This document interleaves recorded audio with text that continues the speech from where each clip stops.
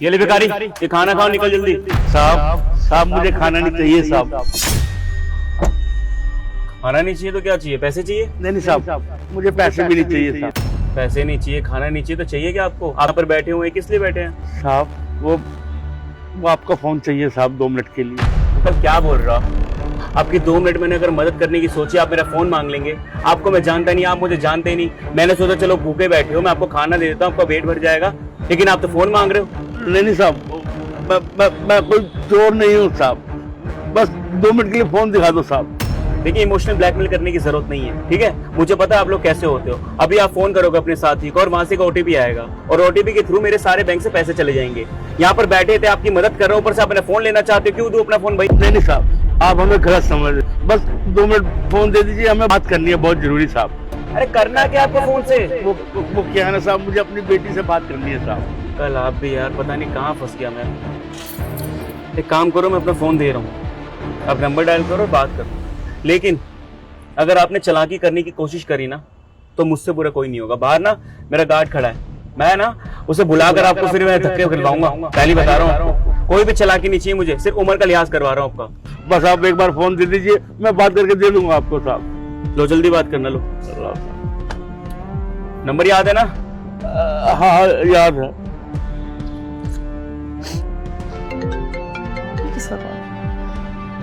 Hello hello पापा, ये किसके नंबर से कॉल कर रहे हो आप मुझे? और आपको मैंने कितनी बार बोला है कि मुझे कॉल मत किया करो, आपको समझ नहीं आती क्या? बेटी, वो तूने कहा था ना कि पापा जब भी आपको दिक्कत परेशानी आए तो आप गांव से मेरे पास शहर आ जाना। मैं शहर आ गया हूँ बेटा, मेरे पास जितने पैसे थे सब खर्च हो गए, मेरे पास पैसे भी नहीं है बेटा। मैं यहाँ पे सड़क पे खड़ा हुआ हूँ बेटा, खाने के लिए नहीं है। तू बता, तू कहाँ है? तू आपको मेरे पास क्यों आना है? गांव वापस जाओ ना, यहाँ पे क्या करोगे आप? मैंने अच्छी खासी अपनी लाइफ सेटल कर ली है, एक अच्छा लड़का देख लिया, मैं उससे शादी करूंगी, अपनी अच्छी खासी लाइफ जीऊंगी। और वैसे भी आपको कुछ आता जाता तो है नहीं। क्या बोलूंगी मैं अपने दोस्तों को, क्या बोलूंगी अपने फियांसे को कि मेरा बाप एक गांव का गंवार है?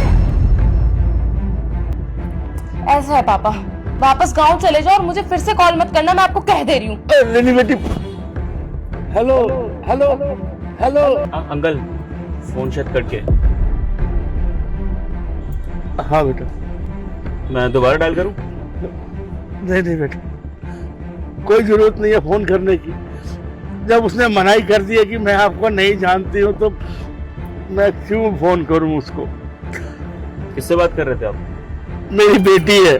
तो अपनी बेटी से आप कह रहे थे कि मुझे घर आने दे, गाँव से आने दे। मैं मतलब थोड़ा बहुत सुन पाया, लेकिन ज्यादा स्टोरी समझ नहीं आ पाई।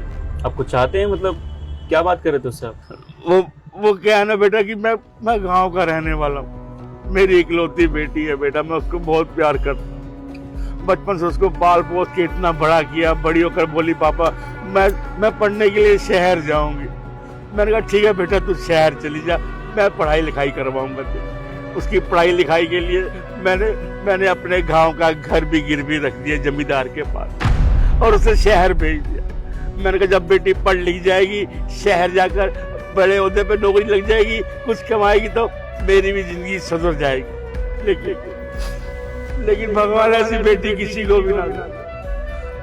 वो यहाँ शहर आकर मुझे भूल ही गई है कि मैं उसका बाप भी हूँ। उसकी माँ तो बचपन में ही चल बसी थी, मैंने ही पाला है, पोसा उसको, माँ का प्यार दिया, बाप का प्यार दिया। लेकिन मुझे उस पर यह उम्मीद नहीं थी कि वो शहर जाकर बदल जाएगी। जैसे तैसे करके मैं गांव से शहर आ तो गया हूँ, ना कोई पता है ना ठिकाना है। बड़ी मुश्किल से एक नंबर याद था, मिलाया। वो कहती है मैं तुमसे मिलना नहीं चाहती हूँ। क्या करूँ बता, इस उम्र में अब मैं कहाँ जाऊंगा?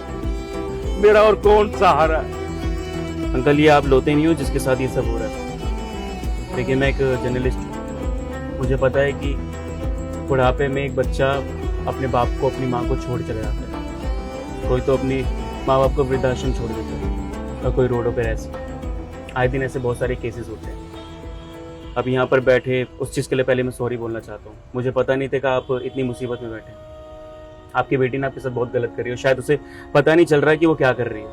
उसे ये लगता है कि आज वो जिस भी मुकाम पर है, वो कुछ भी कर रही है ना, उसकी मेहनत की वजह से। लेकिन उस मेहनत के पीछे किसी और की मेहनत कितनी लगी है ना, ये भूल चुकी है। आप बता रहे हैं कि उसकी माँ नहीं थी, आप ही उसकी माँ बने, आप ही बाप बने, आपने सारे फर्ज अदा करे।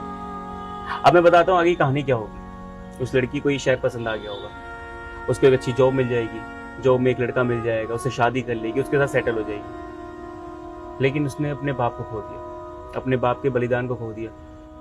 और अंकल, ऐसे इंसानों को ना ज्यादा दिन तक तरक्की रहती नहीं है, क्योंकि भगवान सब कुछ देख रहा होता है। उसके पास तरक्की तो आएगी लेकिन ज्यादा दिन टिकेगी नहीं। क्या पता उसका पति उसको छोड़ के चले जाए, क्या पता उसकी जॉब उसके हाथ से चला जाए, बहुत कुछ हो सकता है। क्योंकि इस जिंदगी के कर्म ना इसी जिंदगी में होते हैं। देखिए, आपके साथ जो होना तो हो गया, लेकिन अब आप क्या करेंगे? शहर में रहेंगे या फिर गांव जाएंगे? क्या करूं साहब, गांव ही जाऊंगा, लेकिन गांव जाने के लिए मेरे पास पैसे भी नहीं है। अगर थोड़े बहुत कहीं से पैसे मिल जाए किराए के लिए तो मैं गांव चला जाऊंगा अपने, अब मैं यहाँ नहीं रहूंगा। लेकिन गांव जाकर भी क्या करूंगा, ना तो वहां मेरा कोई घर है ना खेत है, सब जमींदार ने हड़प लिए साहब। बस यहीं कहीं मंदिर मस्जिद में जाके, गुरुद्वारे में जाकर खा लूंगा, रात बिता लूंगा साहब। अच्छा, इससे एक दिन चला जाएगा गुजारा, 2 दिन चला जाएगा, महीने भर चला जाएगा, पूरी जिंदगी तो नहीं जाएगी ना। आप इस उम्र में मेहनत करने की सोच रहे हैं, आप सोच रहे हैं कि मैं कुछ करूं, लेकिन आपको जरूरत है एक रास्ते की। मैं काम करता हूं, मैंने आपको एक ऑफर देता हूं। आपको साइकिल चलानी आती है? साहब अब तो मेरी उम्र हो गई है, लेकिन कोशिश करूंगा तो चला लूंगा साहब। नहीं, अगर आप साइकिल नहीं चला पाएंगे तो कष्ट लेने की जरूरत नहीं है, क्योंकि मैं ना फिर कोई न्यूज़पेपर का या फिर कुछ बेचने का सामान का आपको काम दे देता। आप एक काम करो, आप गार्ड की नौकरी कर लोगे, चौकीदारी? साहब मिलेगी तो जरूर करेंगे साहब। अच्छा अंकल, आप एक काम करो ना, आप मेरे साथ चलो। मेरी कंपनी में ना एक गार्ड की जरूरत है, क्योंकि मेरे एचआर से बात हुई थी, उसने मुझे कहा था कि कोई अच्छा गार्ड हो जो वफादार हो, अच्छा इंसान हो, जो हमारी चीज़ों को देख रेख कर सके, चोरी चकारी ना करे। तो आपको देख के ऐसा लग रहा है कि वो वैकेंसी शायद आपके लिए बनी है। आप अगर इस उम्र में मेहनत करना जानते हैं, आप कुछ करना चाहते हो, तो मैं आपकी ज़रूर मदद करूँगा। वहाँ पर आप नौकरी कर लेना, अच्छी सैलरी दिलवा दूंगा, और ऊपर से खाने पीने की टेंशन मत लेना। यहीं पे मेरा घर है, अकेले रहता हूँ, मेरे मम्मी पापा गाँव में रहते हैं, यहाँ पे सिर्फ काम के सिलसिले में यहाँ पर रहता हूँ। और खाने की टेंशन भी नहीं आपको, क्योंकि काम वाली आती है, वो खाना बना के चली जाती है। और नीचे ना मेरा रूम है खाली, वहाँ पे साफ सफाई करा दूंगा, आप वहाँ पे रह लेना जब तक आपको लगता है कि हाँ मैं अपने पैरों पे खड़ा हुआ नहीं हूँ। क्योंकि मुझे पता है कि आप जैसे लोग अपने खुददार होते हैं, अपने पैसों पे जीना जानते हैं, इसलिए मैं आपकी तब तक मदद करूंगा जब तक आप चाहते हो। जिस दिन आपके लगे कि मेरे पास पैसे आ गए, मैं खुद का रेंट पे ले सकता हूँ, तो उस दिन आप चले जाना, ठीक है? आप बस यहाँ पर अच्छे से काम करना, और हाँ एक वादा जरूर करो, आप इतनी मेहनत करोगे, अपने आप को ऐसा प्रूफ करोगे ना, आपकी बेटी को एक दिन आप पे नाज और खुद को देख के शर्म। हाँ बेटा, मैं वादा करता हूँ तेरे साथ कि मैं खूब कमाऊंगा इस उम्र में भी, और दिखाऊंगा अपने बच्चों को कि मैं अभी भी अपना कमा कर खा सकता हूँ और तुम्हें भी खिला सकता हूँ। बस अंकल, यही जुनून ना आपकी आंखों में दिखना चाहिए, और हमेशा दिखना चाहिए। मैं चाहता हूँ आपकी बेटी को एक दिन पछतावा हो कि शायद उसने सब कुछ तो कमा लिया, लेकिन एक बाप का प्यार वो खो दिया। आपने खाना खाया नहीं खाया? नहीं साहब, मैंने कुछ नहीं खाया। चलिए, मैं अभी बाद में जाऊंगा, कहीं बाहर जा रहा था, फिर मैं खाना बना सकता हूँ। ठीक है साहब।